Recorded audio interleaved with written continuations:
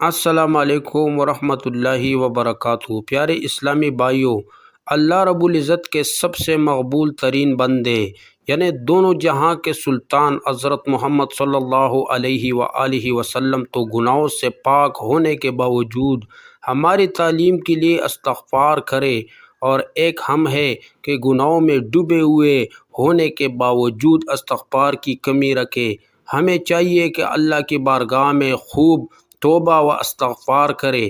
استغفار کرنے سے گناہوں کی معافی کے ساتھ ساتھ اور بھی کئی فوائد ملتے ہیں، جن میں سے 4 فوائد ملاحظہ ہو۔ توبہ و استغفار کے 4 فوائد۔ اللہ پاک توبہ کرنے والوں کو پسند فرماتا ہے۔ نمبر 2، جو استغفار کو لازم کر لے، اللہ پاک اس کی تمام مشکلوں میں آسانی، ہر غم سے آزادی اور اسے وہاں سے روزی دے گا جہاں سے اس کا گمان بھی نہ ہو۔ نمبر 3، استغفار سے دلوں کا زنگ دور ہوتا ہے۔ نمبر 4، جب بندہ اپنے گناہوں سے توبہ کرتا ہے تو اللہ رب العزت لکھنے والے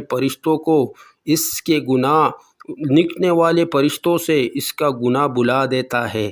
اسی طرح اس کے اعضاء یعنی ہاتھ پاؤں کو بھی بلا دیتا ہے، اور زمین سے اس کے نشانات بھی مٹا ڈالتا ہے، یہاں تک کہ قیامت کی دن جب وہ اللہ پاک سے ملے گا تو اللہ پاک کی طرف سے اس کے گناہ پر کوئی گواہ نہ ہوگا۔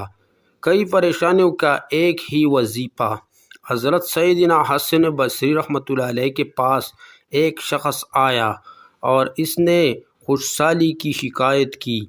آپ رحمۃ اللہ علیہ نے اسے استغفار کرنے کا حکم دیا۔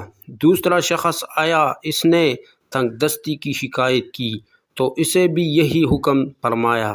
پھر تیسرا شخص آیا، اس نے اولاد نہ ہونے کی شکایت کی تو اسے بھی یہی فرمایا۔